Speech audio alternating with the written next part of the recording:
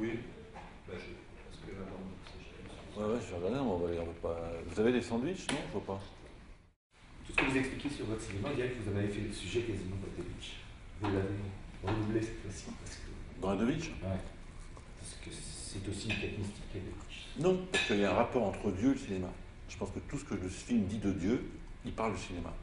Quelque part, pour vous, le cinéma, c'était traduire en termes très concrets, très visuels, très immédiats, une pensée. Dans Radovitch, qu'est-ce que c'est cette pensée qu'il va falloir traduire?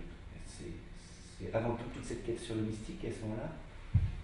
Non, ce que je veux dire, c'est que d'abord, je ne pense pas que le cinéma, le cinéma, au cinéma, on peut être avant la pensée. On peut retourner dans le brut. Ah, ça peut faire penser, hein, mais donc c'est retourner surtout dans le. Il n'y a pas besoin d'être précédé par la pensée. Si, parce que ce que je fais avant, le scénario est pensant. Donc il est réfléchi. C'est ce que vous dites. Ah ouais, j'ai besoin. Mais j'ai besoin parce que. Mais moi, il y a une phrase de Braque que j'aime bien. Braque disait: moi, je peins tant que l'idée n'a pas disparu. Donc je pense qu'il a une idée. Voilà, j'ai une idée de tableau, je peins. Mais en même temps, l'idée, c'est pas beau. L'idée, il faut que ça disparaisse il faut que ça se neutralise dans l'expression picturale et que ce qui est intellectuel soit dissous. Moi, j'ai exactement le même problème, mais cinématographiquement. Donc, il faut que c'est l'air de rien. Voilà. Bon, absolument. Alors, je peux y avoir pensé très très très longtemps, mais il ne faut pas que mon plan soit pensant. En disant: wow, putain, voilà, surtout pas. Donc, il faut pas qu'il. Donc, j'ai peut-être même un complexe avec ça. Il ne faut pas que ce soit trop réfléchi. Mais sachant que je suis réfléchi. Donc, je fais le contraire. Mais j'ai l'impression que vous tendez à ça, mais vous n'y arrivez pas totalement encore. Peut-être. Non, mais vous avez raison. Fascinant, oui, vous avez raison. Parce que le monde n'arrive pas à pénétrer votre film. Je pense à, je veux dire, on arrive en banlieue, je veux dire, il y a toute l'idée de la banlieue qui est là quand même. On ne peut pas l'évacuer, au contraire, vous en servez. Et même, il y a même, je trouve, dans Radovitch beaucoup plus d'ironie que d'habitude par rapport à ça.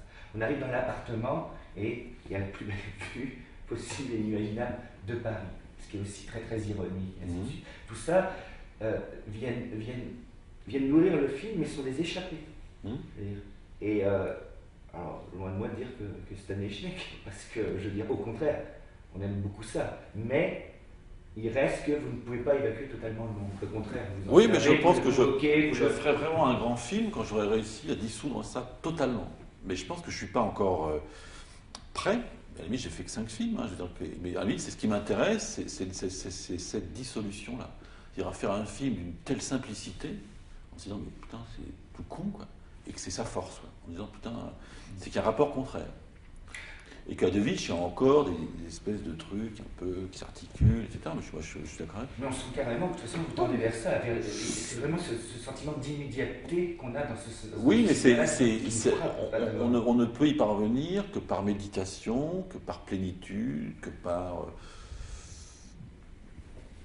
Peut-être que je ne suis pas assez âgé encore. Non, ça, c'est une espèce de sagesse. Mais ça ne pourra être que la sagesse de mon travail. Mon travail, il doit s'assagir, en fait. Voilà. Donc il doit trouver, à un moment donné, il doit. Mais c'est ce qu'on voit chez les grands cinéastes, c'est qu'à un moment donné, il y a un film comme ça qui s'appelle un chef-d'œuvre. Et c'est le chef-d'œuvre d'une œuvre. C'est-à-dire, c'est comme la 9e de Beethoven. Donc, effectivement, c'est la plénitude de toutes les symphonies. Et on peut dire que effectivement, la 3e est encore un peu comme ça, etc. Les premières, c'est encore Mozart, etc. Si on veut, etc. Donc, je pense que le chef-d'œuvre, c'est cette espèce de. C'est pour ça qu'il faut faire des films. C'est-à-dire qu'il faut continuer à en faire avec un film, alors c'est plutôt moins bien, etc. Mais c'est normal. Et tout d'un coup, j'en sais rien, il y a un truc qui va se faire, ou pas d'ailleurs, hein, peut-être que je le ferai jamais, et qui est une espèce de sagesse par rapport à tout ce que j'ai pu faire, et qui trouve cette espèce de moment qui est un berceau. Les ellipses de fin, par exemple, sont arrivées plus pour justement une volonté de détruire la narration, l'explication logique, et pourquoi, et comment, et qu'est-ce qui se passe, qu'est-ce qu'elle a fait, etc. Qui convient absolument pas du tout au film. Le film, c'est une envolée. C'est-à-dire que c'est une envolée lyrique, poétique, mystique, Et ce qu'elle fait est tellement le contraire de tout ce qu'elle a dit, etc. Il n'y a pas à expliquer ce que vous expliquez, on rentre dans le psychologique. Et il fallait rester dans le poétique, en fait. Et donc empêcher le spectateur de comprendre, donc c'est l'ellipse. L'ellipse, voilà, c'est comme ça, clac. Donc ça vous déstructure un peu, mais en même temps vous pouvez garder votre envolée. Vous pouvez, ou pas d'ailleurs, il y en a qui peuvent dire oh, j'arrête, c'est trop. Quoi.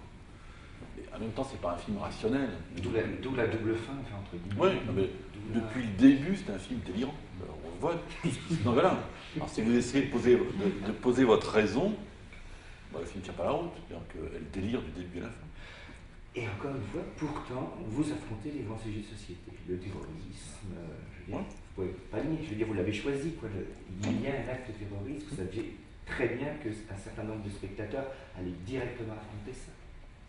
Oui, donc, mais il n'est pas assez nourri d'explications politiques. Non. Bon, on pose vraiment la question. Donc, il va se nourrir du monde extérieur. Non, je pense que c'est-à-dire que je pense que le film traite de la puissance spirituelle à commettre un tel acte, mais sûrement pas aux explications religieuses, politiques et historiques. C'est-à-dire que c'est comme la guerre en Flandre. Voilà. En même temps, l'explosion n'est pas neutre, mais je veux dire, il n'y a pas de question politique. Bon, moi, j'ai jamais eu un débat politique sur cette question. La politique est peut-être juste avant, quand vous affrontez la notion de l'action. Oui, mais j'essaie d'éviter les motivations, les raisons. Ça m'intéresse pas.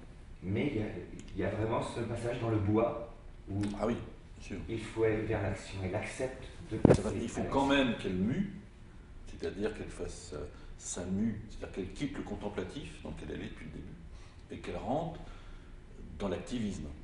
Donc c'est lui qui fait c'est pas lui qui fait la bascule, mais c'est lui qui l'explique. Et qui le conduit à la possibilité du martyre, ce qui la scotche, en fait, elle est scotchée quand il dit ça. C'est-à-dire qu'ils sont au bord l'un de l'autre. Mais c'est elle qui va, quand elle dit je suis prête, j'y vais. Mais en même temps, la fin du discours, c'est un plan de la pâture. Le discours n'est pas fini. Quoi. Dès qu'on la voit, on a un plan sur elle, et après on a un plan sur la petite oreille de bois, et on voit la pâture d'arriver. Et c'est la pâture qui conclut. Que, moi, j'en sais rien. Mais je vois bien que son aporie, dans lequel elle est un peu béate, il finit justement par cette pâture qui dresse tout le champ du possible et du combat, en fait. Parce qu'elle va aller, puisqu'elle dit « je suis prête », et elle reçoit la lumière. Parce que tenir son personnage, du coup, c'est un peu ça le projet du film. L'idée du film, c'était à quoi pourrait ressembler une mystique aujourd'hui. Elle est totalement illuminée.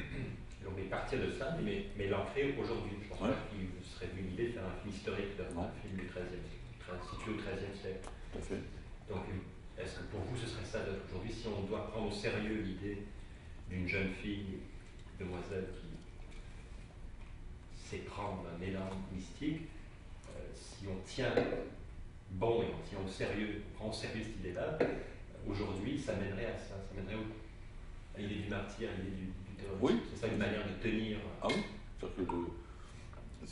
c'est ce que font les martyrs d'aujourd'hui. Je pense que si on analyse, si on les ouvre et qu'on regarde dans leur âme, eh ben vous avez des choses qu'il y a d'ailleurs dans Hadovitch, à savoir une espèce de délire, d'amour de Dieu, une espèce de petit clivage, une petite porte vers l'hyperviolence. Donc dans l'amour, qui est incompréhensible par la raison. C'est-à-dire que la raison ne peut pas comprendre ça. C'est pour ça que je dis qu'à la fin, il n'y a pas d'explication donnée, c'est délirant. Quoi. Elle fait un truc que je ne peux pas expliquer. Je ne peux pas l'expliquer puisque c'est un truc que je ne comprends pas. Mais c'est un truc qui se fait. Hein, puisque après, ça existe. Pour moi, le social, le sociologique n'est pas intéressant. Je ne dis pas qu'il n'est pas intéressant. C'est-à-dire que la motivation sociologique, elle est forcément spirituelle. Le nœud est forcément spirituel. C'est pour ça qu'on parlait de l'éveil tout à l'heure.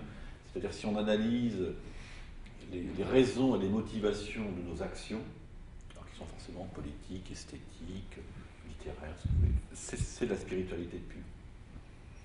Donc moi, j'essaie de faire un cinéma qui se borne là-dedans, qui est justement dans les commencements spirituels des actes de violence, d'amour, de guerre, etc.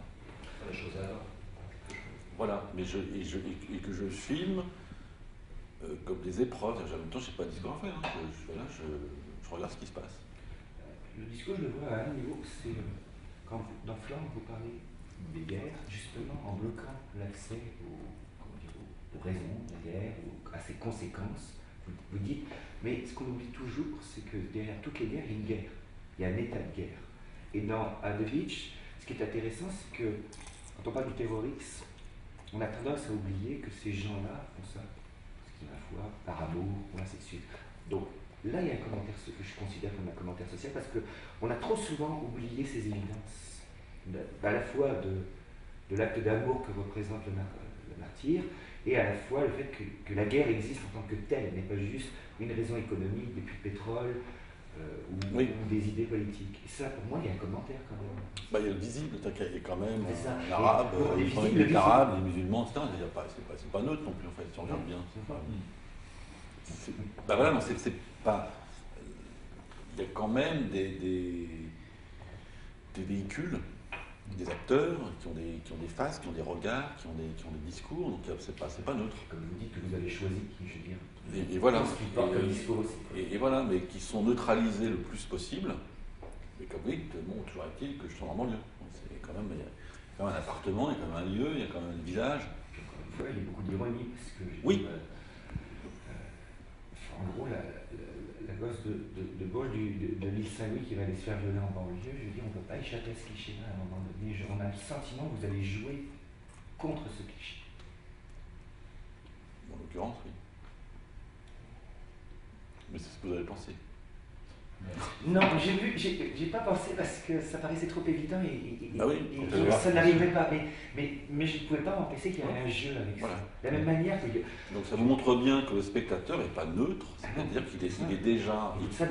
J'utilisais ce qu'il est, le spectateur aussi. C'est pour ça que je veux dire que la finalité, c'est le spectateur. C'est même pas l'image, c'est qu'il est équipé par son histoire, ses bagages, etc. Donc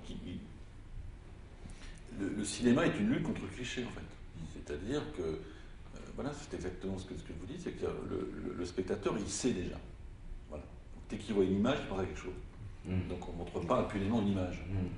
Donc justement, moi, il faut que je montre une image qui laisse penser que et non.